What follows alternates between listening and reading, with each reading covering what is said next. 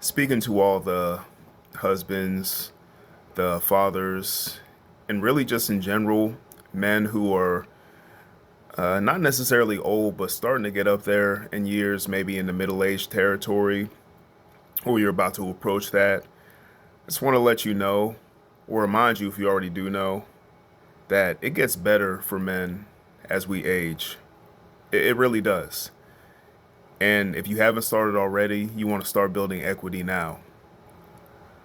I do want to say to the settle down, quote unquote, man. And by that I mean a man that has a wife and kids, maybe has a steady job or career. Sometimes the mindset can slip in that, I'm just in a rut. I'm just going through the motions. I just want to remind you that it's not over and you're still actually growing. And believe it or not, if you're doing things generally right, you haven't peaked. A lot of people think that you peak in their younger years, maybe teenage years or early 20s. And honestly, if that's the case, then it's pretty depressing. If you live to be 75, 80 years old or something, and the best parts of your life were when you were 14, 15, 16 years old, then I think you missed out on a lot. But I digress. If you have invested in yourself at a younger age, gentlemen, again, talking those younger teen years, young adult years, you will reap the benefits. It says in scripture, the Bible says that, God is not mocked. Whatever you sow, you'll reap. So whatever seeds that you plant, whatever you cultivate, you will get a return on it. And, if you spend your time building and cultivating negative and bad habits, yeah, it's going to be tougher later on. But if you generally got a good head on your shoulders, don't make any outlandish, irreversible mistakes to your mind, to your body, to your general health, it's smooth sailing once you hit that, early to mid 30s and even going into middle age. It really is. It's a huge benefit. I'll give you a personal example. For me, being physically fit and physically active in my younger years, it's helped me exponentially as I'm 40 years old now. I know that's not super duper old or ancient to most people, except maybe my kids. But compared to when I was 30 or 20 or in my teens, the fact that I spent time building that equity, I spent time in the gym, I spent time eating, lean protein and vegetables and drinking plenty of water and getting a good night's sleep. And the fact that I built into all those things, it has a lot of benefits as I get older and I go on in years.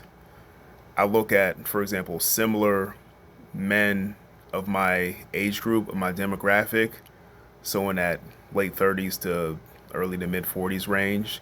You see a lot of men struggling out here with obesity and being out of shape and poor health conditions that a lot of times are manageable or even preventable, but because they didn't build enough equity in their younger years by doing things like I said, exercising, drinking enough water, eating the right amount of protein, not drinking to excess, smoking cigarettes, and all that kind of stuff, they've sowed seeds of poor self care, and it starts to reap itself if you don't do anything. But if you're a man that has some semblance of really doing those things, even at a base level, not even a professional athlete type of level when I talk about being fit, but just taking care of yourself, you will reap the benefits as you get older. And a testament to that is people will almost do double takes. Like what? Did you see that guy? Just being in decent shape and in good health in your late 30s, early 40s like me, it'll make people's heads turn because it's not too surprising to see that from an 18, 19, 20, 21-year old young man because, younger, full testosterone metabolism's high. But when you see a guy that's 40 or 45 years old or 50 years old and he's, ripped or in decent shape, he looks like he can, you know, he looks like he can hang in there, just energy and stamina wise. It stands out a lot more. And that's what I mean when I say it gets better for you if you start building your equity now, or if you started doing it sooner, it gets better. So yeah, being fit when you're younger, it's all good, it's all great. I encourage everyone to do it. But as you get older, wow, it really stands out. Even with money, financial responsibility. If you are fiscally sound, not blowing your money, you put money into savings, you don't buy stupid, regrettable stuff, you don't spend your money on, Lord knows what, destroying your body, destroying your mind. So when you get older, you'll appreciate the value of a dollar a lot more. When you're young and spending all your money on partying and drinking and a bunch of trinkets that you don't even need, if you've already set a good foundation at a younger age, it gets better. I think sometimes we have this mentality in this world that you have to cram in everything that you can at a younger age and do extreme, outlandish stuff. I had a little bit of that too. But for some people, I think it's really critically serious to where they think they're almost immortal because they're at a younger age. You think you're in your 20s, late teens, 20s, whatever, and you think that I'm always going to be this strong, this fast. I'm always going to be this little reliant on sleep. My metabolism's always going to be this high. I'm always going to be this attractive, this quick-witted. And then as time goes on, even if you're not doing anything extreme, time lets you know that you're bound to break down, leading up until the time that you go be with the Lord. I remember noticing a shift in just my general physiology from my early 30s compared to my early 20s. That's when it first started to hit me. And I even noticed stuff now at 40 that I maybe don't bounce back from a snapback at the same degree as I did when I was 30, 31, 32. It's more noticeable with those larger gap at times when you look back. But at the same time, I'm grateful because I built equity in myself. I took care of myself.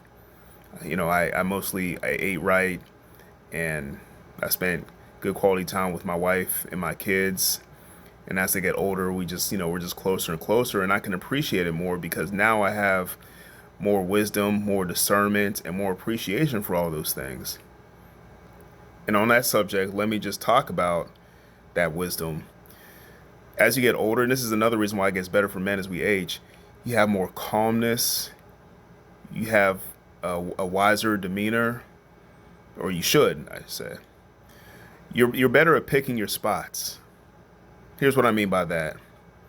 You're not trying to burn the candle at both ends. You're not pulling all-nighters like you maybe did when you were in high school or college. You're not partying till the break of dawn because you can just flip it over and do whatever, going multiple days without sleep. You can't do that anymore. I know I can, at least. Some people are freaks of nature about that, NFL coaches and whatnot. But I know that I need to conserve my energy so that I have plenty of energy to play with my kids and to be romantic and spend time with my wife. So I'm better at picking my spots. In other words, I'm better at compartmentalizing how I spend my time and my energy. When I was younger, and a lot of you guys can probably relate to this too, it was nothing to whatever job you worked at to pick up extra hours, pick up double shift, and stack up some overtime. And now as I get older, I'm focused more on having career aspects that are more sustainable, that I can at least reasonably put into a 40-hour or close to it work week so that I can benefit, spend more time with my family. So I got to pick my spots. And I'm fortunate and blessed that I have a job that doesn't make me stay up late at night thinking about what I could have done or should have done. It doesn't make me freak out in the middle of the night. That's a blessing in itself too. So again, I'm not burning the candle at both ends, and there's a benefit to that. I also noticed that I'm less prone to panic and overreacting, and that's another thing that's gotten better. I like to think that I'm generally a calm person through the majority of my life, but I think even if I look back when I was in my early 20s, it's definitely leaps and bounds beyond where I was. Now, I can still get angry, I can still get aggravated. I'm not perfect out here, but it happens a lot less frequently that I quote unquote freak out about something. And just keep in mind too that especially as guys, but human beings in general, our brains really don't reach full development until right around our early 20s. I believe around 23 to 24 is the common template. And you just think about that when you're in your early 20s or late teens, when you think you know the world and you have everything figured out, you really don't. And I would even argue, just using myself for an example, I really didn't have things tied down probably until 29, 30, 31 years old. That's when things really started to click. And I don't think it's a coincidence that that's right around the time that I really got down deep and involved and saved and committed to my journey with Jesus Christ. So right around that 30, 31-year old age, and I grew up going to church, and I grew up like, yeah, I'm a Christian, but never really delved into it or gave it any credence because I didn't really have the wiseness or the appreciation for it. But yeah, once I hit that late 20s, early 30s range, things started to click and I had more of an appreciation. So it might be different for somebody else, but that's just my journey. I do want to say that there's a warning here to not get too regretful or to get into a midlife crisis. Sometimes it gets talked down getting older, middle aged, or even elderly because we focus on the past and we focus on our regrets, things that we could have done, should have done. And you don't want to focus too hard on the past. It leads to poor health, poor relational situations. I mean, I would argue that a lot of what you see as a midlife crisis, comes from just living a life bogged down with regrets.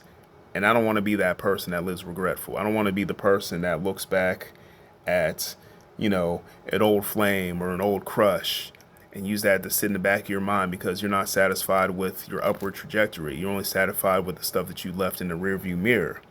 And I think that's how a lot of things like infidelity, adultery happen in marriages. That's how families get broken up. Usually because a guy will get so caught up in the past and not appreciating that his best years are forward and not behind, that you end up wrecking something very beautiful. So you don't want to get caught up in that. And I know some of you might be thinking that, man, I wish I could go back and tell the younger me some of this stuff, or I wish I could give advice to a younger version of myself. And to be honest, no, that wouldn't work because the younger you would not have listened, would not have appreciated the wisdom that you have now. I know that for myself. Sometimes I do that. I have a mental exercise where I almost go in a time machine and I imagine going back to 20-year-old Daniel or 25-year-old Daniel and saying, hey, you shouldn't have hung out with that person, talked to that person, took that job, should have, turned that way instead of this way in your car, whatever it might be. And no, I wouldn't have listened to me. I like to think of myself as generally wise beyond my years, and I still wouldn't have done it. So just keep that in mind. Really, in conclusion, just appreciate the years that God has given you, really the days that he's given you, because we're not even promised or guaranteed tomorrow as far as we know. So just really appreciate what you have in front of you. And if you're righteous, if you're aware, if you're appreciative of what God's given you, then very likely he's going to let you enjoy that and really savor that. And the first story that pops up in my mind is in the book of Genesis. And most of you, if you know the story of Abraham, the story of Sarah, and Sarah reached elderly age before she was able to get her desire to have a child. And when God finally granted this blessing, this miracle, she lived for another, I believe it was 37 years after her son Isaac was born. If you look in the Bible, there's only one woman in which her age is stated, and her age of death is stated. And that's Sarah. Look it up. She's the only one where we get to see where how old she was when she died.